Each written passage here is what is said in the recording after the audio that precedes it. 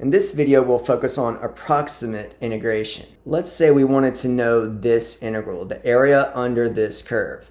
Back in Calculus 1, you may recall using right-hand endpoints, where we draw strips and the right edge of those strips touch the function f of x. And we can get an approximation using the area of these strips. Since these are just rectangles, we can fairly easily calculate their area. This will give us an overestimate of this particular integral. We also looked at left-hand endpoints. Notice this time the strips are touching the graph on the left side. This time we get an underestimate. We could also use midpoints. This time the midpoint of the top of those strips is touching the function. Here we get a little bit better estimate because we're a little above and a little under. Instead of using rectangles, we could also use trapezoids.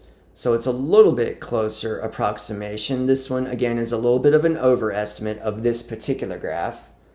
And finally, we could use Simpson's rule, which is instead of using lines, we're going to be using parabolas to fit the curve.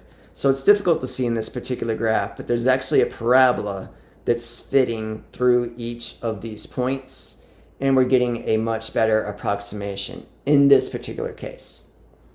Let's use this graph to find L2, R2, and M2. Up first, we'll find delta x. That's going to be the same in all three cases. Remember, the formula there is b minus a divided by n. B is 4, A is 0, N is 2, the number of strips we're using. So we get 4 divided by 2, which is 2. And now let's find L2. First, let's just draw it. We're going from 0 to 4. We want 2 strips or 2 rectangles. And we want the tops of those strips to touch on the left side.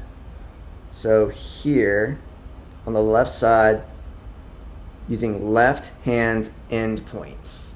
Now, I'm sure you can all find the area of those 2 rectangles just using geometry, but let's practice using the fancy limit notation. We want to find the sum from I equals 1 to 2 of f of x sub I minus 1 delta x. That is f of x sub 0 delta x plus f of x sub 1, which is here, delta x. F of x sub 0, that would be f of 0 times delta x we said is 2 plus f of x sub 1, so that is f of 2 times 2, which is delta x. F of 0 we can see is at 1/2 or 0.5. So we have 0.5 times 2 plus f of 2 is at 2.5 times 2. That will give us 1 plus 5, which is 6. Notice that this is an underestimate.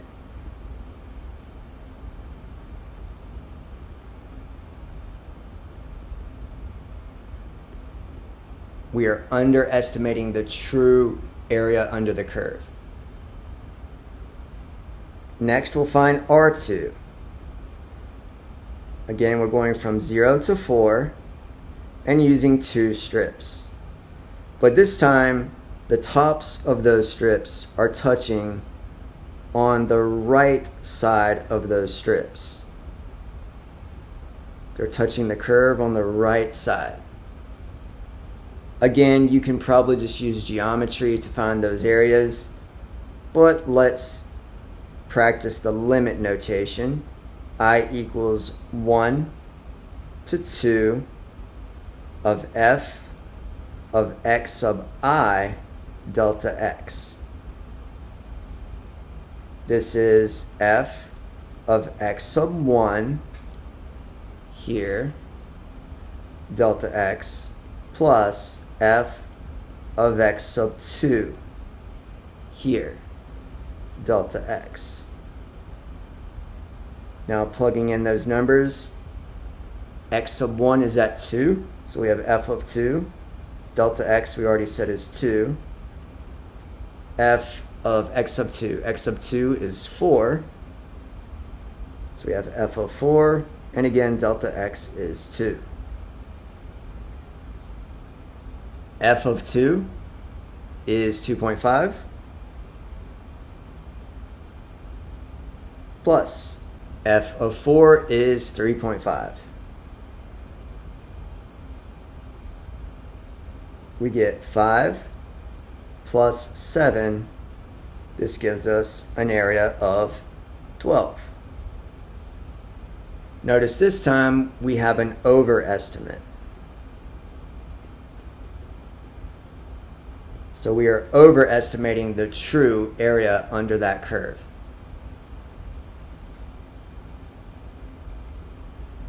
Next, let's find M2. This time we're using the midpoints. Again, still going from 0 to 4, breaking this up into 2 strips, but this time the top of those strips is touching the curve in the middle of the strip.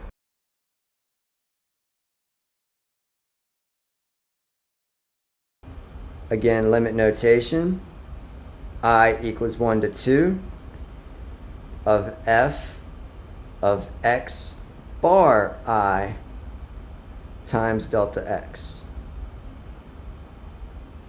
F of x1 bar delta x plus f of x bar 2 delta x. X bar 1 is the midpoint of 0 and 2, which is 1. So we're looking at f of 1 times 2 plus x bar 2 is the midpoint of 2 and 4, which is 3. We're looking at f of 3, delta x is still 2. F of 1. We are going to approximate this. It's a little above 1.5. Let's just say that's at 1.6. So again, we are approximating that one a little bit. And f of 3, again, we're going to have to approximate that. It looks like it's a little above 3. Let's say maybe 3.2. We now have 3.2 plus 6.4 for a total of 9.6. This one's a little bit harder to see, but it looks like we still have an overestimate. There's more area above here than below. This one looks about the same, maybe a little more above than below.